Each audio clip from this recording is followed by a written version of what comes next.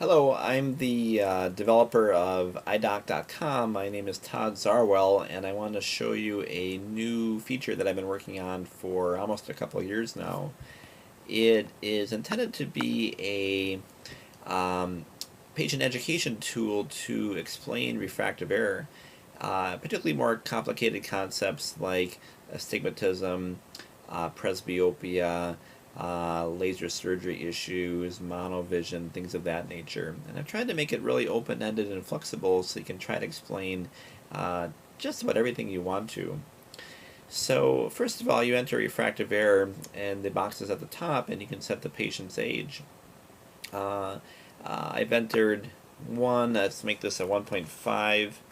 1.5 will maybe add some sil to the other eye, minus 2, minus, let's give it a lot of sil, minus 4 times axis 10. And the first thing it'll do is it'll show you this refractive error on an optical cross. So you can educate your patients and say astigmatism largely means that you will have a amount of power in one direction on the spectacle lenses, and in the other direction you'll have a different refractive error. And I'm sure that you've all had that discussion with patients. It also will show the refractive error in plus sil and minus sil, which sometimes is a big source of confusion if your patient has seen doctors in the past who work in a different format than you do. But once you enter this, you can click the Simulate Vision at All Distances button and say vision with no correction, and it'll show a little simulation of what the vision would be like. And this is from a patient's perspective, so now the right eye images are on the right. And with the minus 150, you'd expect computers and newspaper up close to be clear, but a distance object would be blurry. And astigmatism, they're all blurry and kind of stretched, in this case, vertically.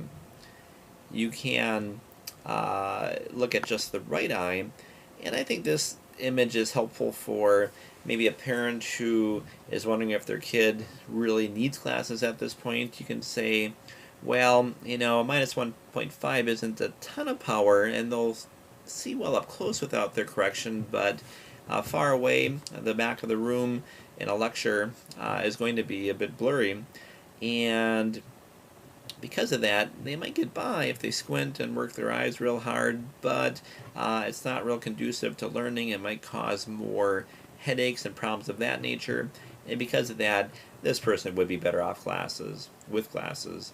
Of course, for close and computer work, glasses don't need to be worn, but for things far away, glasses would be helpful. You can also look at more detail at distance, intermediate, or near vision, which will actually show where light is focusing on an eye diagram. So in the right eye, again, we're just dealing with simple nearsightedness. We know that light focuses in front of the eye.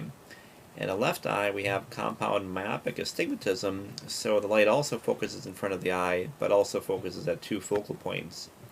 If we correct the vision and say put on distance correction,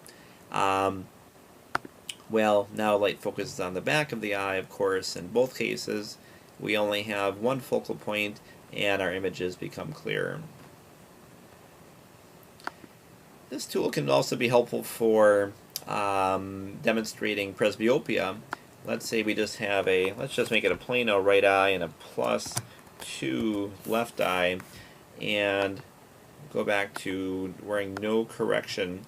And of course our 17-year-old patient will accommodate and see well far, see well at the computer, see well at the newspaper.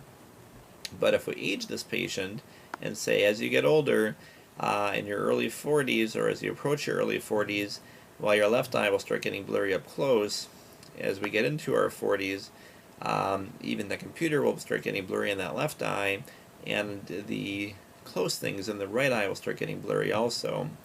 If we take it even further, well, the right eye distance vision will remain good because this is a plano eye, but the left eye was a plus 2, and even now start to get more blurry. And we can show this on our diagram again.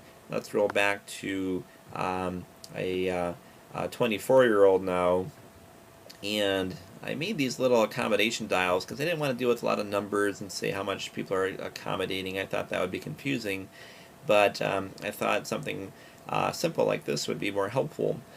And this person is 24 years old and can accommodate to see well up close. This accommodation meter, well, the blue triangle shows how much accommodation is needed for the best vision, and the dial shows how much is available. And a 24-year-old will be able to accommodate the amount needed to see a clear image up close. But again, as we age this person, the vision will start getting blurry in the left eye. We needed this much accommodation, but only this much is available, and the light will stop focusing on the retina and will fall behind the retina. And as we age further, well, we see that happening to the right eye also. I'm going to enter an astigmatic prescription in the right eye. So let's say -3, -2 axis. Let's go with 10 again, and I'm going to show you the demonstration of toric lenses. Sometimes people are under some confusion as to exactly what astigmatism is and what it does for them. Well, you can say the closest lens that doesn't correct astigmatism in the right eye would be a -4, and it would give you okay vision, but it wouldn't give you the best vision. If we correct the astigmatism with the closest toric lens, well, we should in theory be able to get a good far image. And in the left eye, without the astigmatism corrected, we have 2 focal points. And the right eye, well, we can get that light to focus at one spot and therefore get that better vision. Soft lenses have their limitations though. They need to be very stable on the eye. If they rotate to one side, well, that light won't focus at one point and that vision gets less clear. If we roll it back to where it's supposed to be, the vision is clear.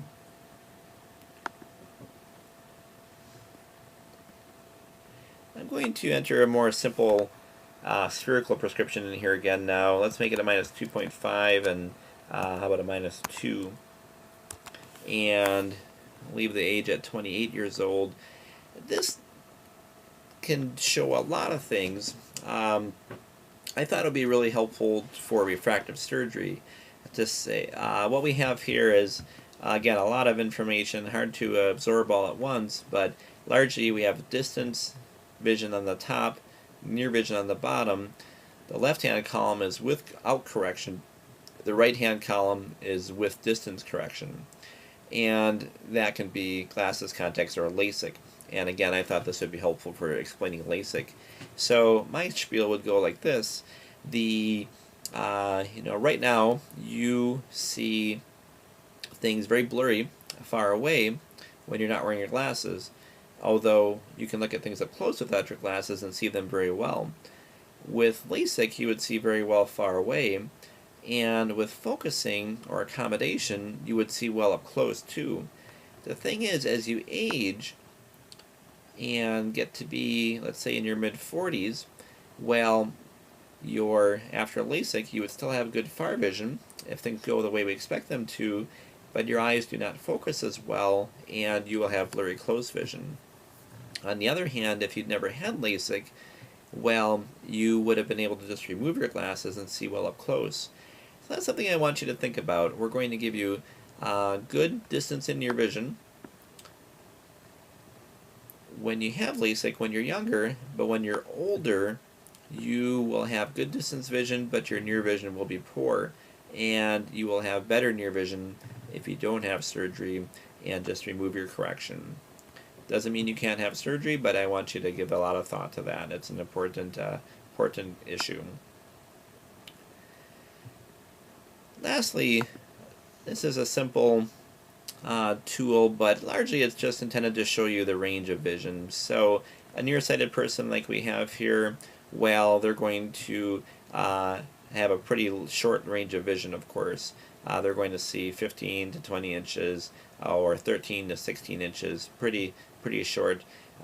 We'll decrease the age, and let's show a hyperopic prescription. I'll say +2 plus 1, well, a 21-year-old will accommodate and have a good range of vision and see well in this whole range. And as we age, well, you will not accommodate as well, and that range of vision will get shorter. And by the time you're in your 40s, well, closer things aren't going to be very clear for you, but far away things are. So this is just another tool, largely, in my opinion, to help demonstrate things like presbyopia in a little bit different way.